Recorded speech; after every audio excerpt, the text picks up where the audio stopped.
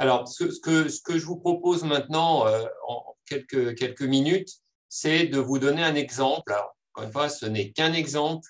C'est la façon dont on est organisé à Gustave Roussy. Quand on regarde un peu, alors je me suis renseigné d'ailleurs pour préparer cette réunion. En fait, on a 4 niveaux de collaboration en fait avec les patients et les associations.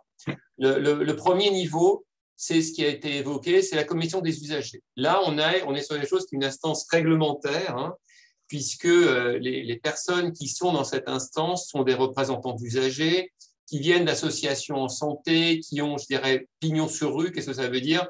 Des associations qui sont agréées par les tutelles, que ça peut être l'ARS ou des tutelles nationales.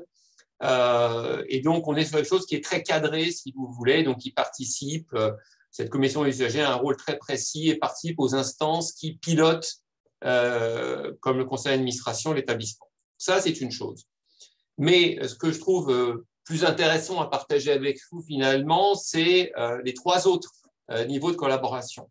Le premier, c'est les associations. Donc, nous avons un certain nombre d'associations qui interviennent sur l'établissement, qui vont intervenir en soutien avec des actions d'animation, par exemple.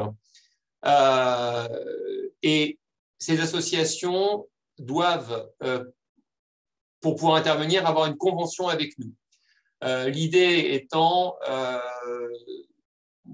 de sélectionner, je ne sais pas si c'est le bon terme, mais en tout cas, voilà, d'avoir des entretiens avec ces associations et être sûr que ces associations sont bien ce qu'elles disent être, parce que nous, on a aussi, bien sûr, une responsabilité vis-à-vis des patients, des proches qui viennent à Gustave Roussy lorsqu'on les met en relation avec des associations.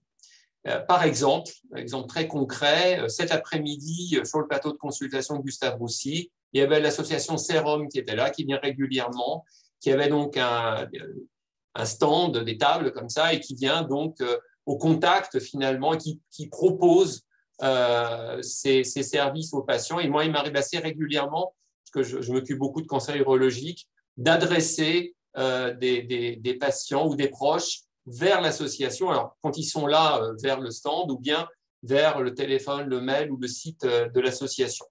Donc, c'est quelque chose qu'on essaie de faire vraiment régulièrement. L'idée étant vraiment de faire passer le message aux patients qui viennent chez nous ou aux proches qu'ils peuvent avoir, via les associations, des ressources qui peuvent leur être extrêmement utiles. Donc, nous, on joue ce rôle un peu de lien. En fait. Et puis, on a mis en place 2 autres structures. D'abord, ce qu'on appelle un collectif expérience patient, qui est composé pour moitié de professionnels de Gustave Roussy, dont le directeur général, et pour moitié de représentants d'associations ou de patients, y compris des gens qui sont d'ailleurs dans la commission des usagers. L'idée de ce collectif expérience de patients, c'est d'avoir une structure qui se réunit régulièrement, qui va être l'interlocuteur de la direction générale, qui va être force de proposition et qui a pour objectif pour nous d'avoir une vision un peu globale de ce que devraient être, de ce que pourraient être les relations avec les patients, les services rendus aux patients. Et donc, c'est une structure qui doit être force de proposition, mais aussi vers laquelle on va se tourner sur les questions un peu stratégiques. Et puis, on a une autre structure qui est beaucoup plus opérationnelle, qui s'appelle un comité patients et aidants, et cette fois-ci qui est composé uniquement de patients et aidants, alors par cooptation, par des gens qui sont déjà dans le collectif, par exemple, qui sont dans des associations. Parfois, on a aussi des gens qui candidatent directement. Là, le comité patients et aidants, là, c'est vraiment que des patients et des aidants et qui ont un rôle beaucoup plus sur le terrain, je dirais. C'est des gens qui vont pouvoir aller au contact avec les patients. Quand on va par exemple, quand on a des brochures qu'on veut mettre en place ou mettre à niveau, que ce soit le site internet ou bien des brochures d'information, eh bien, on va aller vers le comité patients et aidants pour leur dire voilà ce qu'on a envie de faire, est-ce que vous pensez que c'est une bonne idée ou pas? Et puis, on va leur demander de lire, de corriger, de proposer. Mais ça va aussi dans l'autre sens, c'est-à-dire que ce comité peut dire nous, on a repéré telle situation ou dans tel service, ça ne se passe pas comme ça devrait se passer. Et donc, ça permet de faire remonter un peu les choses. Donc, voilà un petit peu comment on est organisé. Donc, avec à la fois ce qui est obligatoire au sens de la loi, des associations qu'on souhaite vraiment promouvoir et de façon, encore une fois, très opérationnelle avec des stands. En plus, on a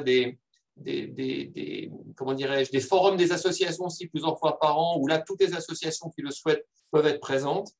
Et puis, ce comité, ce collectif Expérience Patient, avec ce rôle très stratégique, qui est vraiment l'interlocuteur du directeur général, pas de la direction générale, et puis ce comité patient et aidant plus opérationnel. Voilà un petit peu comment, sur Gustave Roussy, on est organisé. On aura le temps tout à l'heure, si vous avez des remarques ou des questions par rapport à ça.